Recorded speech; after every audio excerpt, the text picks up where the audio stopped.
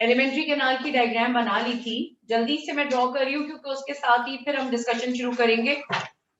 Alimentary canal की diagram हमने रफली सी हम जल्दी से बना लेते हैं कि ये आ गए आपके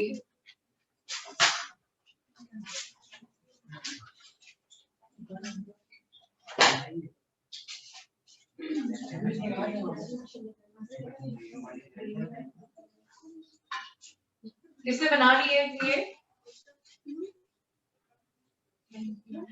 देखो रूल ये है कि जब भी डायग्राम बनेगी घर जाके फिर वो कितनी दफा बनाई जाएगी? 3 दफा, ठीक है। यानी कि आज की मिला के कितनी हो जानी चाहिए? 6। सही, अब कल तुम 6 के साथ ही आना।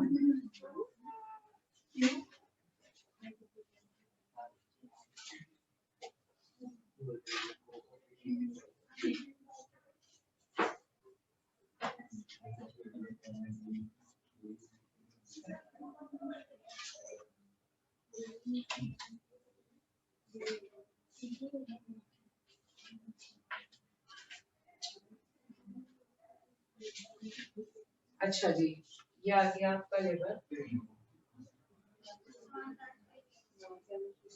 और यहाँ पे पेंक्रियास, ये एक ट्यूब पेंक्रियास से आ रही है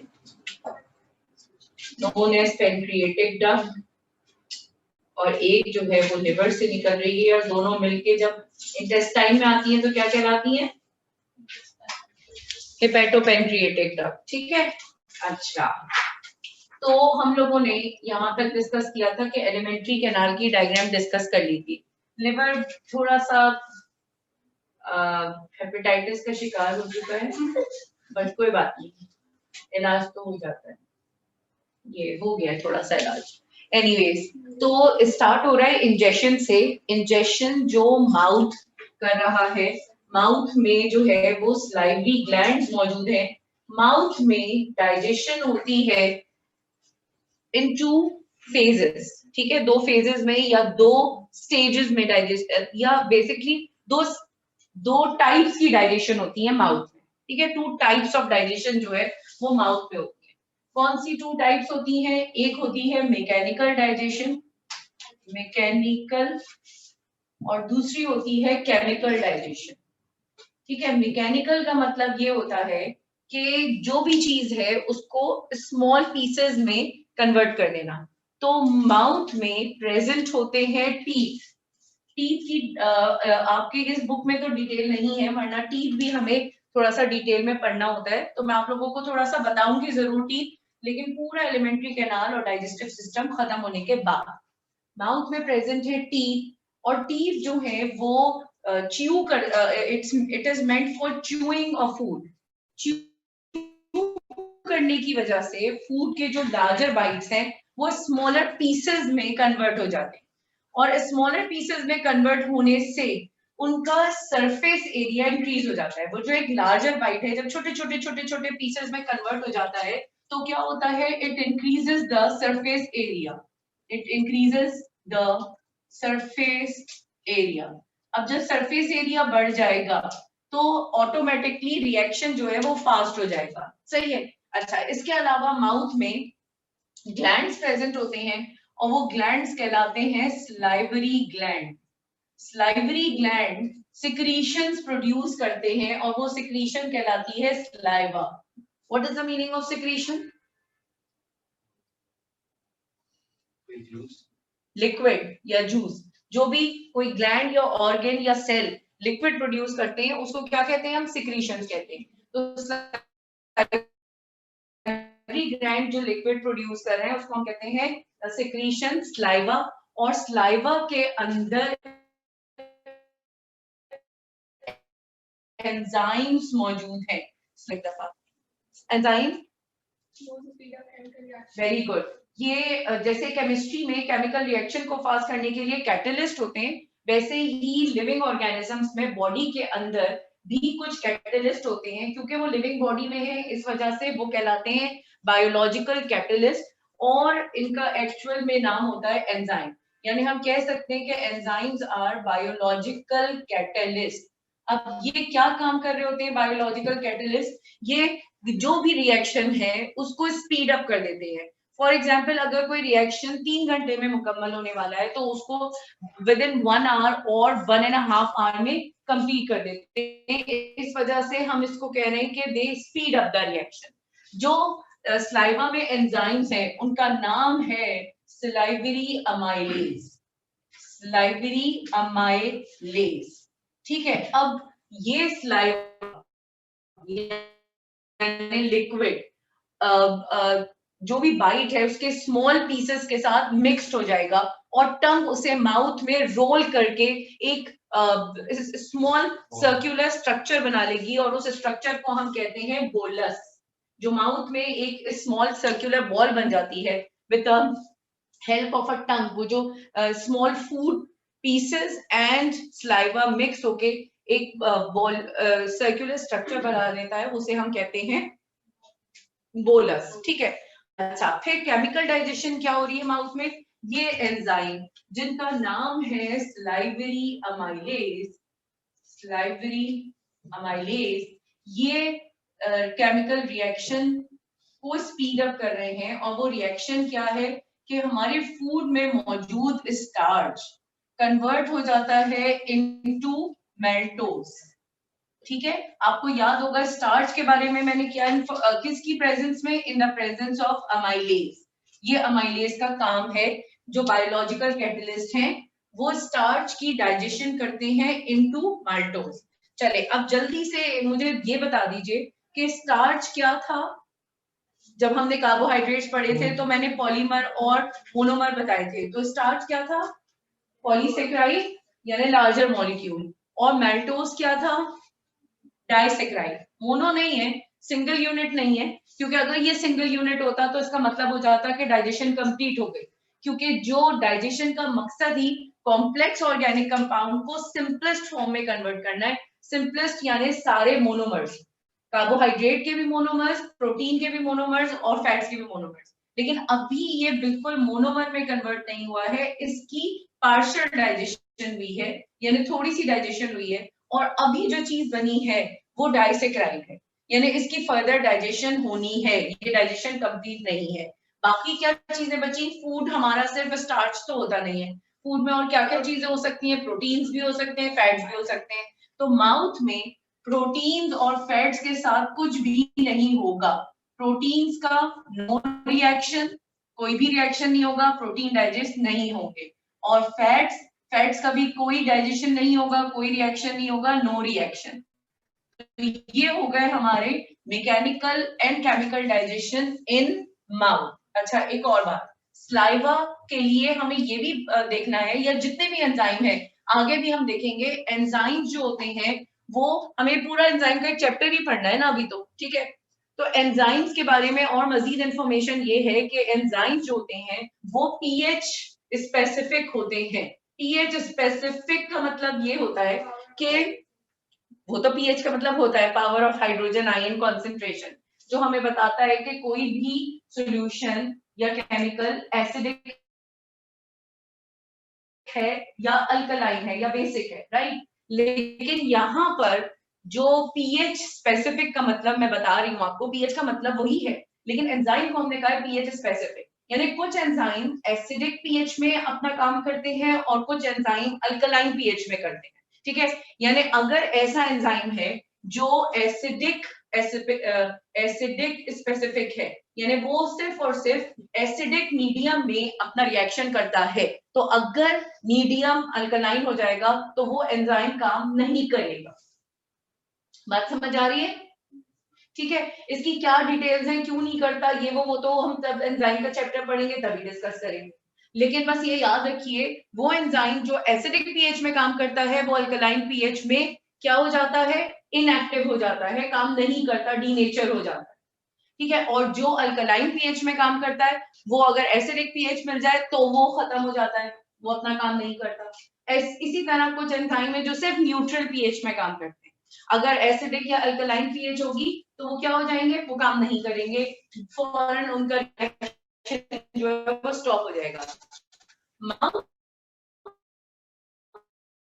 में जो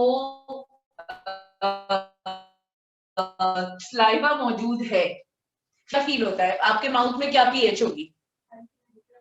कड़वा है मुंह तुम्हारा? Alkalines are bitter in taste, neutral pH होती है। तो इसका मतलब ये हुआ कि स्लाइवरी अमाइलेज जो है वो किस पीएच में वर्क करता है? 7 में। अगर पीएच एसिडिक होगी तो स्लाइवरी अमाइलेज काम नहीं करेगा, अगर पीएच अल्कलाइन होगी तो स्लाइवरी अमाइलेज काम नहीं करेगा। और अभी यही होगा कि माउथ का liquid with along with bolus जब आपका पूरा घूमता हुआ स्टमक में आएगा और स्टमक में पीएच जाके 2 हो जाएगी, एसिडिक हो जाएगी, तो स्लाइवरी अमाइलेज वहां काम करना खत्म कर देगा। बात समझ आ रही है सबको? ठीक है, अच्छा। तो ये हो गई आपकी माउथ में डाइजेशन और जो कुछ माउथ में हो रहा है वो सब कुछ। माउथ के बाद फूड नेक्स्ट इस ऑर्गन में आ रहा है, वो है आपका pharynx. This is just a passage, यहाँ पे कोई डाइजेशन नहीं होनी, ये सिर्फ पैसेज है या रास्ता है फूड का स्टमक तक जाने के लिए। और फिर इस फेरिंग्स के बाद जिस ट्यूब में फूड एंटर होता है वो कहलाती है एसोफेगस। एसोफेगस क्या चीज होती है? Oesophagus is a tubular structure. यहां से एसोफेगस से पूरी गट यानी एसोफेगस से स्टमक, स्टमक से स्मॉल इंटेस्टाइन, स्मॉल इंटेस्टाइन से लार्ज इंटेस्टाइन पूरा, and finally till the end पूरा एलिमेंट्री कैनाल मस्क्यूलर है। What is the meaning of muscular? मैं कह रही हूं कि एसोफेगस से एसोफेगस भी और फिर उसके बाद का पूरा एलिमेंट्री कैनाल मस्क्यूलर है। मस्क्यूलर का मतलब ये है कि it is made up of muscles, it is made up of muscles, ये मसल्स का बना हुआ है। और यहाँ पे 2 पेयर है मसल्स के, ठीक है, 2 pair of muscles are present, 2 pairs. कौन कौन से 2 पेयर हैं? एक कहलाते हैं लॉन्गिट्यूडिनल मसल, लॉन्गिट्यूडिनल मसल, और दूसरे कहलाते हैं सर्कुलर मसल्स। ठीक है, एक कहलाते हैं लॉन्गिट्यूडिनल मसल्स और दूसरे कहलाते हैं सर्कुलर मसल्स। अब दोनों का क्या काम है, लॉन्गिट्यूडिनल और सर्कुलर मसल्स का, और क्यों है ये मस्क्यूलर बैग, क्या हेल्प मिल रही है इसके मस्क्यूलर होने से पूरे एलिमेंट्री कैनाल को या पूरे डाइजेस्टिव सिस्टम को? तो हम जैसे एक छोटा सा पीस कट करते हैं इतना सा एसोफेगस का, और एसोफेगस को अंदर से देखते हैं कि कैसे मसल अटैच है। और अब फूड बोलस, ये आ रहा है आपका फूड, किस तरह ये फूड फॉरवर्ड डायरेक्शन में मूव करेगा, यानी आगे मूव करेगा और फाइनली स्टमक तक आएगा। सही है, तो ये है आपके फॉर एग्जाम्पल एसोफेगस का transverse section, sorry longitudinal section. मैंने एसोफेगस को ऐसे कट किया है कि उसकी दोनों मस्क्यूलर लेयर्स जो हैं वो नजर आ रही हैं और बोलस भी मूव करता हुआ हमें नजर आ रहा है। ठीक है, अब ये जो आउटर लेयर होती है मसल्स की वो कहलाती है लॉन्गिट्यूडनल मसल्स। ठीक है, मैंने इसको अलग करने के लिए ताकि दूसरी मस्क्यूलर लेयर से अलग हो जाए इस पे यूं लाइंस लगाई। और जो इनर मस्क्यूलर लेयर है वो कहलाती है सर्कुलर मसल्स। ये जो हैं डॉटेड वाले ये सर्कुलर मसल्स हैं। जहां भी मसल्स पेयर में होते हैं ये एक दूसरे के ऑपोजिट काम करते हैं। बाहर वाले कौन से हैं? लॉन्गिट्यूडिनल, लॉन्गिट्यूडिनल, और जो अंदर वाले हैं वो कौन से हैं? Circular muscles. अच्छा, मैंने ये कहा है कि जब भी मसल्स पेयर में होते हैं, टॉम एंड जेरी हमेशा एक दूसरे के ऑपोजिट काम करते हैं। ये बात याद रखना, क्योंकि जब 10th में आप लोग जाके मजीद मसल्स पढ़ेंगे, स्केलेटल मसल्स भी, तो जहां जहां मसल्स हैं वो पेयर में हैं, और पेयर्ड मसल्स हमेशा एक दूसरे के ऑपोजिट काम करते हैं। ऑपोजिट का मतलब है कि अगर लॉन्गिट्यूडिनल मसल रिलैक्स होगा तो सर्कुलर मसल कॉन्ट्रैक्ट होगा। ये कॉन्ट्रैक्ट और रिलैक्स का मतलब क्या हुआ? What is the meaning of contraction and relaxation? बिल्कुल, फैल जाना और सुकड़ जाना। तो कॉन्ट्रैक्ट का मतलब होता है सुकड़ जाना और रिलैक्स होने का मतलब होता है कि फैलना, एक्सपेंड होना, हो जाना। ठीक है, तो अगर लॉन्गिट्यूडनल मसल रिलैक्स होगा, फैलेगा, तो जो सर्कुलर मसल है वो कॉन्ट्रैक्ट हो जाएगा, और इन्हीं के एक दूसरे के ऑपोजिट मूवमेंट की वजह से एसोफेगस में फ्लेक्सिबिलिटी, इलास्टिसिटी होगी, और फूड फॉरवर्ड डायरेक्शन में मूव करेगा। Are you getting this? ठीक है। अच्छा, जो फूड मूव करने वाला है इस वक्त एसोफेगस में, for example this is the food bolus, ये बोलस है और बोलस ने किस तरफ मूव करना है? इस डायरेक्शन में मूव करना है, फॉरवर्ड डायरेक्शन में। Movement of food in oesophagus is known as peristalsis. Peristalsis, peristalsis का क्या मतलब है? It is the movement of food, movement of food in alimentary canal. ठीक है, एलिमेंट्री कैनाल में जो फूड की मूवमेंट होती है फ्रॉम एसोफेगस टू स्टमक, और स्टमक से भी after digestion from stomach to small intestine and then large intestine and finally egestion तक, उस मूवमेंट को हम पेरिस्टेल्सिस कहते हैं। और इस पेरिस्टेल्सिस में हो क्या रहा है? क्या है ये peristalsis? Actually this is the antagonistic movement of longitudinal and circular muscle. ठीक है, oesophagus are made up of two pair of muscles. Outer side पे कौन से हैं?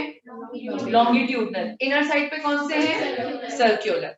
अच्छा, अब कैसे होगा? बोलस ने आगे मूव करना है फॉरवर्ड डायरेक्शन में, तो बोलस के बिल्कुल पीछे वाले सर्कुलर मसल लाइक दिस, ये तो इसकी बैक साइड होगी ना, बोलस ने तो आगे मूव करना है। फॉर एग्जाम्पल बोलस नीचे मूव कर रहा है मीन्स आगे, राइट। यहाँ पे मैंने इसको अगर यूं लिटा के बना दिया है तो आप समझ जाए आगे का क्या मतलब है। ओके, तो बोलस के बिल्कुल पीछे वाले सर्कुलर मसल ये हो जाते हैं थोड़े से कॉन्ट्रैक्ट। कॉन्ट्रैक्ट होने का मतलब क्या हुआ? सिकुड़ जाते हैं। जब पीछे से वो मसल सिकुड़ेंगे तो बोलस को आगे खुद ब खुद धक्का पड़ेगा, बोलस आगे ऑटोमेटिकली जाएगा। ठीक है, अगर सर्कुलर मसल यहाँ के कॉन्ट्रैक्ट हो रहे हैं तो लॉन्गिट्यूडनल मसल क्या होंगे? रिलैक्स होंगे। ठीक है, वेरी गुड। तो ये आ रहे हैं सर्कुलर मसल, ये होगा यहाँ के सर्कुलर मसल्स कॉन्ट्रैक्ट, और इसी जगह के बिल्कुल नीचे के लॉन्गिट्यूडनल मसल्स क्या हो गए? रिलैक्स। ओके, अब जब ये कॉन्ट्रैक्ट हुए, इन्होंने फूड को आगे पुश कर दिया, बोलस आगे चला ताकि वो स्टमक तक पहुंच जाए, तो बिल्कुल आगे के सर्कुलर मसल्स क्या होने चाहिए? रिलैक्स, ताकि वो पोर्शन बड़ा हो जाए और फूड आसानी से उधर से गुजर सके। तो ये आगे के सर्कुलर मसल्स हो गए रिलैक्स, और इनके बिल्कुल पीछे के लॉन्गिट्यूडनल मसल्स क्या होंगे?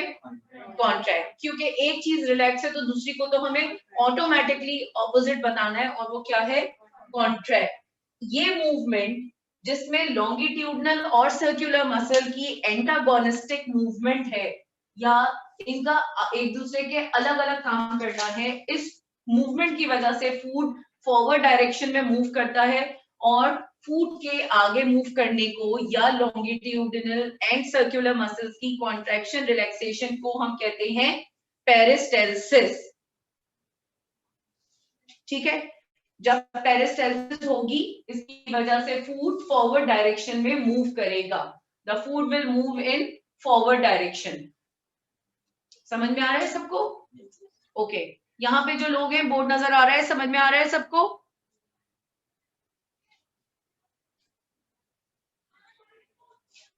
ओके, अच्छा, अब पेरिस्टेल्सिस से ही रिलेटेड एक और वर्ड मैं यहाँ पे लिख देती हूँ और उसके मीनिंग भी आप लोगों को बता देती हूँ, वो है anti peristalsis. Anti peristalsis. Anti peristalsis क्या होता है?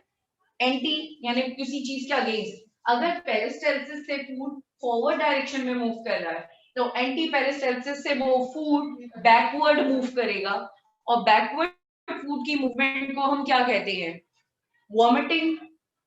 ठीक है, जो फूड गया है वो ज्यादा से ज्यादा स्टमक तक जाएगा और फिर वापस आ जाएगा, या समटाइम्स अगर वो बिल्कुल इसोफेगस से भी नीचे नहीं आ रहा तो वो इसोफेगस से ही बाहर आ जाएगा। This is known as anti peristalsis. Peristalsis के अगेन मूवमेंट, उसके रीजंस डिफरेंट है। जब हम डिसऑर्डर ऑफ गट पढ़ेंगे उसमें वॉमिटिंग नोजिया के रीजंस पढ़ेंगे, बस वॉमिटिंग का दूसरा साइंटिफिक नेम जो है वो एंटी पेरिस्टेल्सिस है, यानी फूड जिसे फॉरवर्ड डायरेक्शन में जाना चाहिए वो बैकवर्ड मूव कर रहा है, इसलिए हमने उसको एंटी पेरिस्टेल्सिस कह दिया। जी फरिया? कफिंग नहीं, कफिंग के रीजंस हैं, वो ट्रैकिया की में भी जो है वो ब्लॉकेज की वजह से हो सकती है, वो लेरिंग्स में ब्लॉकेज की वजह से हो सकती है। कफिंग एंड चोकिंग जरूरी नहीं है कि बल्कि बिल्कुल भी जरूरी नहीं है कि वो एलिमेंट्री कैनाल से रिलेटेड हो, वो यकीनन रेस्पिरेटरी ट्रैक्ट की किसी इरिटेशन की वजह से हो सकती है। ठीक है भाई, अच्छा तो ये हो गई आपकी एसोफेगस में मूवमेंट। फिर फाइनली फूड ने आ जाना है इन द स्टमक। अच्छा, अब स्टमक के मैंने दो पार्ट्स बताए थे।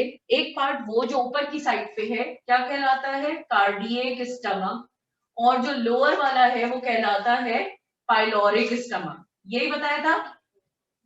अच्छा, यहाँ पे जब एसोफेगस का कनेक्शन स्टमक से हुआ है, ये मैं दोबारा अलग से यहाँ पे क्लियर बनाती हूँ। देखो यहाँ से ये एसोफेगस और ये आ गया स्टमक, और फिर स्टमक जो है वो फाइनली आगे जा रहा है इनटू स्मॉल इंटेस्टाइन। यहाँ पे एक मस्कुलर रिंग होता है और यहाँ पे एक मस्कुलर रिंग होता है। मस्कुलर रिंग अगेन, वैसे तो पूरा स्ट्रक्चर ही मस्कुलर है, लेकिन इस मस्कुलर रिंग से क्या हो रहा है, इस मस्कुलर रिंग से ये हो रहा है कि ये हर वक्त ये वाले मसल्स कॉन्ट्रैक्ट रहते हैं। कॉन्ट्रैक्ट रहने की वजह से एक दफा फूड एसोफेगस से स्टमक में आ गया, अब ये दोबारा कॉन्ट्रैक्ट हो गया, यानी कि जैसे टैप बंद हो गया, उसका दरवाजा बंद हो गया, फूड अंदर आ गया, और ये वाले मस्कुलर स्फिंक्टर जो है या ये वाले मसल्स ये भी कॉन्ट्रैक्ट रहेंगे। फूड स्टमक में ट्रैप हो जाएगा फॉर 2 to 3 आवर्स या 3 to 4 आवर्स तक, 2 से 4 घंटे तक स्टमक में फूड रहेगा। और अब यहाँ पे जितनी भी डाइजेशन होनी है वो कंप्लीट होगी। फूड बगैर स्टमक में होने वाली डाइजेशन हुए बगैर आगे नहीं जाना चाहिए, क्योंकि आगे वो डाइजेशन दोबारा नहीं होगी और स्टमक ने वापस पीछे नहीं आ, वो फूड ने वापस पीछे नहीं आना है। तो एक दफा जो ऑर्गन में जितना काम होना है वो काम होके ही आगे जाएगा, तब तो सही है। आप 9th क्लास की बायोलॉजी पढ़े बगैर किसी भी तरीके से 10th में पहुंच गए तो आपको आगे मसला होने वाला है, क्योंकि 9th का पोर्शन आप 10th में नहीं पढ़ पाएंगे, 10th में आप नई चीज पढ़ेंगे, तो फिर आगे जाके इस बायोलॉजी की बेस आपको कौन बना के देगा, है ना। तो इसी तरह स्टमक में जितनी डाइजेशन होनी है वो यहीं पे हो जाए तो सही है। अगर यहाँ पे नहीं हुई और फूड बाई चांस आगे चला गया तो अब वो अनडाइजेस्टेड ही रिमूव होगा, उसके न्यूट्रिएंट्स नहीं मिलेंगे। ये लड़कियां कितना बोलती हैं औरतें, सही है, ये बात समझ में आ गई है सबको। अच्छा, अब यहाँ पे जो मस्कुलर रिंग होता है उसे कहते हैं हम कार्डियक स्फिंक्टर, यहाँ वाले को हम कहते हैं कार्डियक स्फिंक्टर, SPHINCTOR स्फिंक्टर, और इस वाले को हम कहते हैं पाइलोरिक स्फिंक्टर। ठीक है, cardiac sphincter and pyloric sphincter, दोनों ने फूड को स्टमक में पैक रखना है ताकि फूड जो है जितनी देर भी रहे स्टमक में रहे, प्रॉपर्ली अंदर उसकी कंप्लीट डाइजेशन हो जाए, उसके बाद आगे के ऑर्गन में वो भेजा जाएगा। क्लियर, ठीक है। अच्छा भाई, अब आगे चलते हैं, स्टमक में क्या हो रहा है। स्टमक में भी दो तरह की डाइजेशन होगी दोबारा। अच्छा, एसोफेगस में कोई डाइजेशन हुई है नहीं, ये पैसेज है, सही है। और जब फूड की मूवमेंट को यहाँ पे क्या कहा है, पेरिस्टेल्सिस। अब जो फूड स्टमक में आया है, स्टमक में भी यही दो तरह की डाइजेशन होने वाली है, मैकेनिकल एंड केमिकल। मैकेनिकल कैसे होगी, by peristalsis, muscular walls, churning of food, बार बार कॉन्ट्रैक्शन रिलैक्सेशन, जितना भी जूस स्टमक में है वो उस फूड के साथ दोबारा अच्छी तरह मिक्स होगा, उसकी फर्दर ग्राइंडिंग होगी। अभी तो वो सिर्फ स्मॉल पीसेस में कन्वर्ट हुआ था, अब ये पेस्ट बन रहा है, बिल्कुल इतना पेस्ट हो गया है कि now this surface area have increase so much कि अब उसमें मैक्सिमम डाइजेशन हो जानी चाहिए। Are you getting my point, ठीक है। तो यहाँ पर स्टमक में अब